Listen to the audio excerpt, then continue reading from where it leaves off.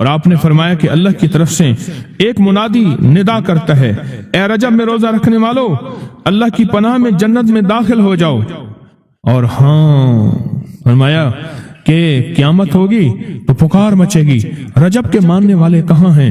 اس وقت حجاب کے اندر سے ایک نور نکلے گا جس کے پیچھے سے جبرائیل، میکائیل، اسرافیل ہوں گے، یہاں تک کہ رجب کے ماننے والے اس نور سے گزر کر پہنچ جائیں گے جو ان کے لیے تیار کیا ہوگا، اور اللہ کو سجدہ کریں گے۔ اللہ پاک فرمائیں گے تم اپنا سر سجدے سے اٹھاؤ، یہ سب دنیا میں ادا ہو چکے ہیں، اب منازل عزت کی طرف چلو، اب منازل عزت کی طرف چلو، اب منازل عزت کی طرف چلو۔ اللہ اکبر۔ اور فرمایا مغفرت ہوتی ہے اور اللہ انبیاء کی توبہ قبول کرتا ہے۔ اس رجب کے ایک روزے اور ایک تھوڑی سی عبادت سے اللہ اولیاء کو دشمنوں سے چھڑاتا ہے، اور تین چیزیں اللہ کے ذمہ ہیں: معافی، باقی عمر کی عصمت، اور تیسری یہ کہ بڑی پیشی، یعنی روز قیامت پیاس نہیں لگے گی، روز قیامت پیاس نہیں لگے گی۔ یہ چھوٹی چھوٹی راتیں، یہ چھوٹے چھوٹے دن، یہ چھوٹے چھوٹے لمحے آتے ہیں، اور آتے اس لیے ہیں کہ ہمیں کچھ دے جائیں۔ اگر اس کا غصہ ہے بھی ٹھنڈا ہو جائے، اگر اس کی ناراضگی ہے بھی ٹھنڈی ہو جائے۔ آپ فرماتے ہیں جبریل نے مجھے خبر دی ہے جب رجب کی پہلی رات ہوتی ہے، اللہ ایک فرشتے کو حکم فرماتے ہیں اور وہ پکار کر کہتا ہے سن لو توبہ کے مہینے کا چاند نکل آیا۔ اس مہینے کا اللہ جبریل آواز دیتا ہے سن لو توبہ کے مہینے کا چاند نکل آیا، آ جاؤ اپنے لیے توبہ، امت کے لیے توبہ، اپنی نسلوں کے لیے توبہ، اپنی پچھلی نسلوں کے لیے توبہ، اپنے لیے، اپنے لمحوں، اپنی راتوں کے لیے توبہ، اپنے دن کے لیے ندامت اور توبہ۔ سن لو لوگو، جبریل کیا کہتے ہیں اور پکارتے ہیں کہ توبہ کے مہینے کا چاند نکل آیا۔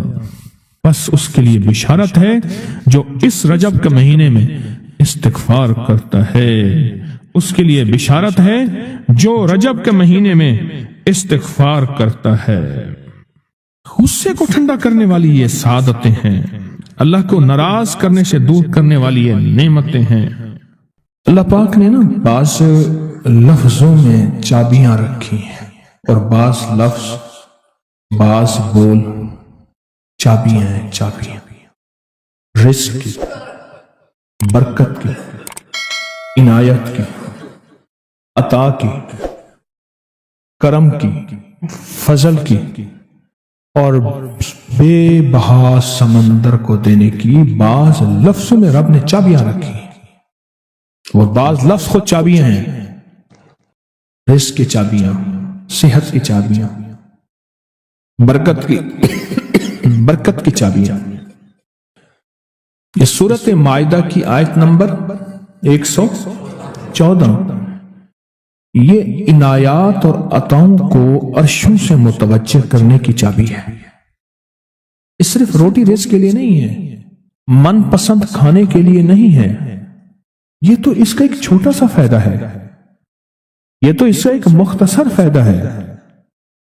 یہ بنیادی طور پہ اس کی رحمت، عنایت اور عطا کو متوجہ کرنے کے لیے ایک حیرت انگیز تحفہ ہے، حیرت انگیز تحفہ۔ اس کی عنایت، عطا اور برکت کو متوجہ کرنے کے لیے ایک حیرت انگیز تحفہ ہے۔ یہ رزق اور دولت کی چابی ہے، یہ برکت کی چابی ہے۔ بات بتاؤ، اللہم ربنا انزل علینا مائدۃ من السماء، دسترخوان بھیج آسمان سے۔ کیا خیال ہے؟ غریب کا، مالدار کا، وزیر کا، امیر کا، بادشاہ کا، سب کا دسترخوان ایک تو نہیں ہوتا، ہر بندہ اپنی حیثیت کے مطابق دسترخوان لگاتا ہے۔ ایک صاحب کہنے لگے کہ میرے لیے ایک عرب نے دسترخوان لگایا، ایک بیل پڑا ہوا تھا، بھنا ہوا، پورا بھنا ہوا بیل تھا، اس کا سر تھا، اس کے سر کو ذبح کیا تو خون بھی بہ رہا تھا دسترخوان پہ،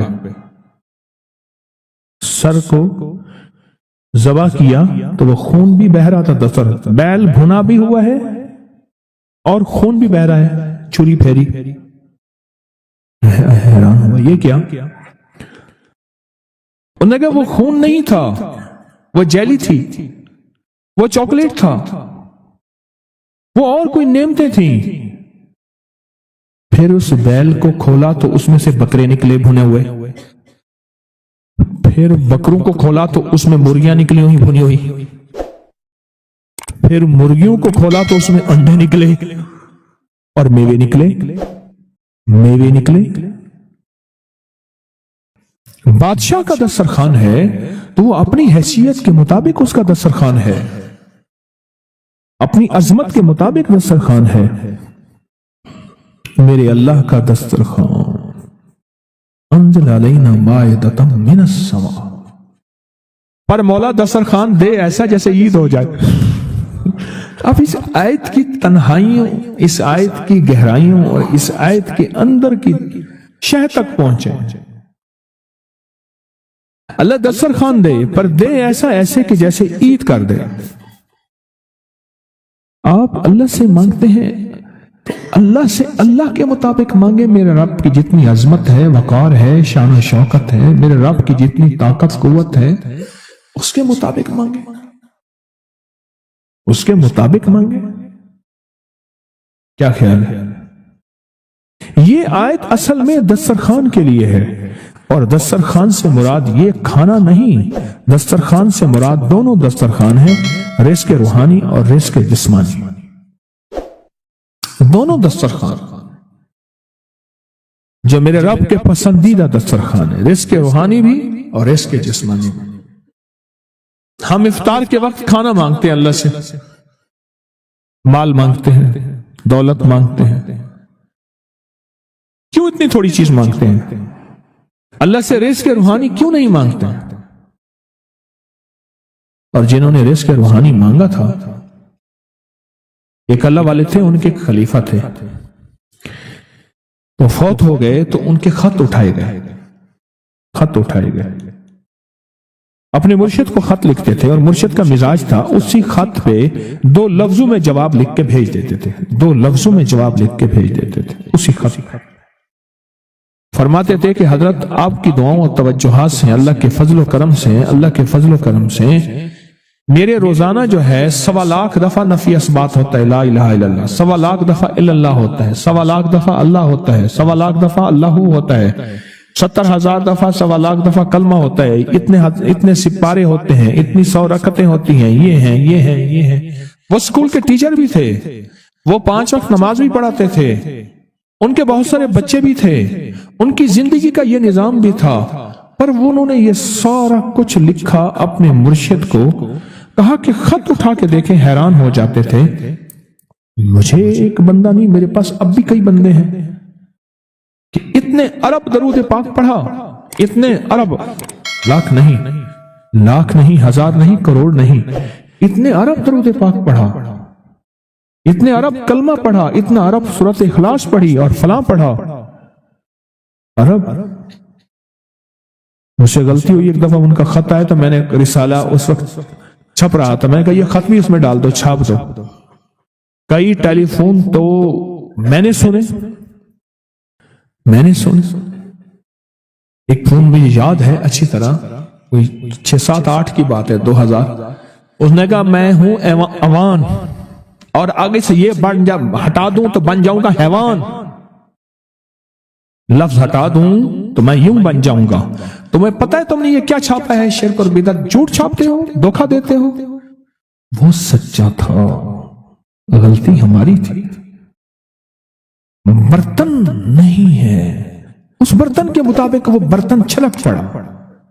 اس پہ ایک بات بتاؤ، حضرت ابو ہریرہ فرماتے ہیں میرے حضور نے مجھے علم کے 2 برتن عطا فرمائے ہیں، ایک وہ ہے جن کا میں نے اظہار کر دیا، اکثر احادیث حضرت ابو ہریرہ سے ثابت بھی ہیں، یعنی راوی بھی ہیں، علم کا وہ برتن ہے، ایک وہ میں نے دے دیا، اور ایک علم کا ایسا برتن ہے اگر میں اس کا اظہار کر دوں، ایک روایت تو یہ ہے کہ لوگ تلوار کھینچ کے میرا سر جدا کر دیں، ایک روایت یہ ہے کہ گدی سے میری زبان کھینچ لیں، میں نے وہ علم کا برتن چھپا کے رکھا.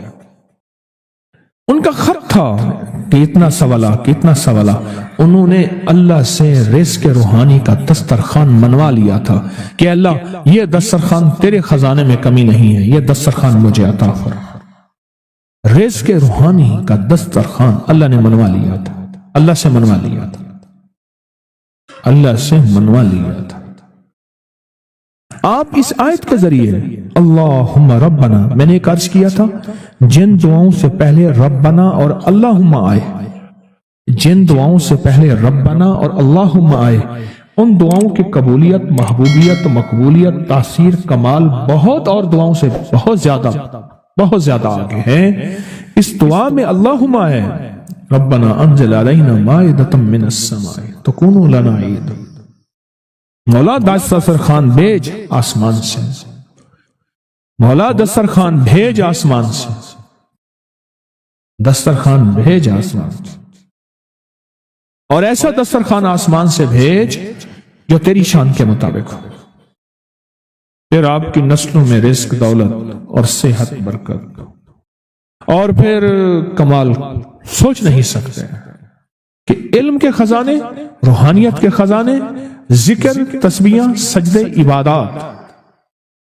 اچھا، ہمارے ہاں عبادات میں ایک وہ عبادات ہیں جو ہم کرتے ہیں اور یہ بالکل ٹھیک ہے، نفل، اشراق، چاشت، اوابین، تلاوت، تسبیحات. ایک لمحہ بندے پہ ایسا آتا ہے اس کی ظاہری عبادات مخفی ہو جاتی ہیں، اور یہ ہر کسی پہ نہیں آتا. امام مالک پہ آیا تھا کہ وہ پھر گھر میں بند ہو کے رہ گئے تھے، گھر میں بند ہو کے رہ گئے تھے، پھر جنازہ وہیں سے نکلا تھا، وہ کتنے سال گھر سے باہر نہیں نکلے. اس آیت کے ذریعے اللہ سے منوائے. اور ایک دھماکہ ہوا، ساری کائنات ہل گئی اور ایک دروازہ کھولا، اور رب نے اس دروازے میں سے ایک چیز نازل کی جو نہ کبھی تورات میں آئی، نہ انجیل میں آئی، نہ زبور میں آئی، نہ صحیفوں میں آئی، نہ کسی نبی پہ آئی، نہ کسی رسول پہ آئی، نہ کسی پیغمبر پہ آئی. اور وہ ایک چیز صرف میرے کملی والے کو ملی ہے، اور وہ صرف ایک چیز ملی ہے، صرف وہ جو میرے کملی والے کو ملی ہے، میرے حضور کو ملی ہے. وہ کسی کتاب میں، کسی صحیفے میں اس سے پہلے کبھی نہیں آئی تھی اور اس کے بعد کبھی نہیں آئے گی. اور وہ چیز ہے بسم اللہ الرحمن الرحیم. اور اس کو بھی یاد رکھیے گا، فرمایا جو سارے قرآن میں ہے وہ ساری سورت فاتحہ میں ہے، جو ساری سورت فاتحہ میں ہے وہ ساری بسم اللہ میں ہے، اور جو ساری بسم اللہ میں ہے وہ بسم اللہ کی بے میں ہے، با میں، بے میں. اور ایک بات اور کہ اللہ الرحمن الرحیم، جو بندہ بسم اللہ پڑھتا ہے یا بسم اللہ کو لکھ کے اپنے پاس رکھتا ہے، اس میں میرے رب کے 3 نام ہیں. ایک ہے اللہ، اور ایک ہے رحمان، اور ایک ہے رحیم. میرا اللہ تو دنیا آخرت کی ساری کفایت کرنے والا، ولایت، کفایت، راحت، رحمت، عزت، عظمت، برکت، وقار، شان و شوکت، وہ تو اللہ اللہ اللہ اللہ اللہ اللہ. اب اللہ نے 2 جہان بنائے ہیں، ایک عالم شہود ہے، یہ جہان ہے، ایک عالم برزخ ہے، موت کے بعد کا جہان ہے. اس عالم شہود کے لیے میرے رب نے اپنا نام دیا ہے رحمان. کیا دیا؟ کیا دیا؟ رحمان. اور موت کے بعد میرے رب جس لفظ اپنے اسم اور نام کے ساتھ کفایت کرے گا، کفالت کرے گا، مدد کرے گا، وہ ہے رحیم. یا رحمان الدنیا یا رحیم الآخرہ. اور میں اگر نام رحمان نہ ہوتا، غور سے سنیے گا، کملی والے کے دیوانے اور عاشق بیٹھے ہیں آپ، اگر فرمایا رب رحمان نہ ہوتا، نام رحمان نہ ہوتا، اللہ اپنے دشمن کو ایک لقمہ کیا، ایک قطرہ کیا، ایک پانی کیا، ایک سانس نہ دیتا. اپنے نہ ماننے والوں کو اگر رحمان نہ ہوتا، اس نام رحمان کی وجہ سے رب کا دشمن بھی پل رہا ہے، رب کا دوست بھی پل رہا ہے، اپنے بھی پل رہے ہیں، پرائے بھی پل رہے ہیں، غیر بھی پل رہے ہیں، سب پل رہے ہیں. کہتا ہے فرشتوں دے دو رزق کے دروازے. اچھا کوئی بات نہیں، اور دے دو، میں انتظار میں ہوں اس کی توبہ، اس کے رجوع کا. کبھی تو مجھے سن لے گا، کبھی تو مجھے مان لے گا، کبھی تو میرے نیکوں اور اولیاء اور صلحاء کی محفل میں چلا جا کے तौबा के दरवाजे खुले हैं, तौबा कर लेगा तो आंसू बहा लेगा। ये सिफत रहमान है, ये सिफत रहमान है। हजरत सुल्तान बाहू रहमतुल्लाह अलैह दिल्ली से मुर्शिद ने भेजा, तरबियत कर करके, कभी सख्तियां, कभी नरमियां, कभी समझाना, कभी प्यार, कभी मोहब्बत। ये मुर्शिद की तरबियत का हिस्सा होता है। और वो हर मुर्शिद चेक करता है, देखता है क्या तरबियत के हर मरहले में साबित कदम है। बस फरमाया ठीक है, अब जाओ और रास्ते में ना किसी से बहस, मुनाजरा, मुजादला, मुबाहिसा, डिस्कस, उलझना न करना। भिटंडा के करीब आए, भिटंडा शहर है इंडिया का, भिटंडा, वहां के करीब आए थे, एक जोगी बैठा था और उस जोगी की निगाह, तवज्जो उसने मुजाहिदे कर करके ऐसी पाई, ऐसे देखा ना, समझ गया किसी अल्लाह के वली का बंदा है और अल्लाह के वली ने इसको रंग दिया है और इसने अल्लाह के वली की महफिल में नागवारियां, सख्तियां, नरमियां सबको बर्दाश्त करके कुंदन बन के जा रहा। ये तो हजारों को तड़पा देगा, लाखों को तड़पा देगा, लिहाजा इससे ये निस्बत छीन। क्यों? जब दौलत आती है बंदा फिर उस वक्त उसका चैन लुटता है। जब तक दौलत नहीं होती, फुटपाथ पे भी सो जाए तो लोगों को पता है फुटपाथ पे सोया हुआ है, कुछ है नहीं तो सोया हुआ है। अगर कुछ होता ये कहां सोते? उसने तवज्जो डाली, इन्होंने अपने दिल में कैफियत महसूस की और महसूस किया कि मेरे दिल के अंदर का जो नूर है ना, उसमें तलातम और हलचल मची है, नूर और हलचल मची। इसमें इन्होंने क्या किया, इसमें जात का तस्वर किया और अपने इर्द गिर्द सिफत रहमान का हिसार किया। गौर से समझो, बचाओ का आज मैं आपको एक अमल भी दे रहा हूं, बड़ा ताकतवर अमल है। और ये हजरत सुल्तान बाहू रहमतुल्लाह अलैह। और सुल्तान बाहू क्यों? सिलसिला हमारा जो कादरी है आज भी उसका जिक्र होगा, अल्लाह हू का। ये अल्लाह हू की इतनी ज़रबे लगाते थे, इतनी ज़रबे लगाते थे, मुर्शिद ने फरमाया कि तू तो अल्लाह के नाम हू का बादशाह बन गया है। सुल्तान बाहू, सुल्तान कहते हैं बादशाह को, किंग को। मुर्शिद ने फरमाया, जैसे मैंने एक दफा मैं लोगों को वज़ाहिर बताता था, लोगों को फायदा होता था। एक दफा मेरे मुर्शिद ने ऐसे देख के विजदान ने फरमाया, ओए तू तो शेखुल वज़ाहिर बन गया। सुल्तान बाहू, हू सिलसिला कादरी में, हमारा सिलसिला कादरी है, हू के ऊपर ज़रबे लगाई। आज भी हम हू के ज़रबे लगाएंगे। तो मुर्शिद ने फरमाया कि तू तो सुल्तान बादशाह है हू का। इन्होंने क्या किया, इसमें जात का तस्वर किया और सिफत रहमान को दाएं बाएं लपेट लिया। सिफत रहमान, अल्लाह के नाम रहमान का जो नूर है, उसका दाएं बाएं उसको अपने हिसार में ले लिया। हिसार में लेके ना इन्होंने क्या किया, उसको ऐसे देखा और कहा हू। बस ये उस वक्त होता है जब किसी फकीर की महफिल में बैठ के वज्द और विजदान के साथ इसका इस्तेहजार किया जाए, इसको बार बार पढ़ा जाए और फिर जब इसकी कबूलियत, मकबूलियत, महबूबियत मिलती है, फिर लफ्ज एक ही होता है, एक ही हू होता है।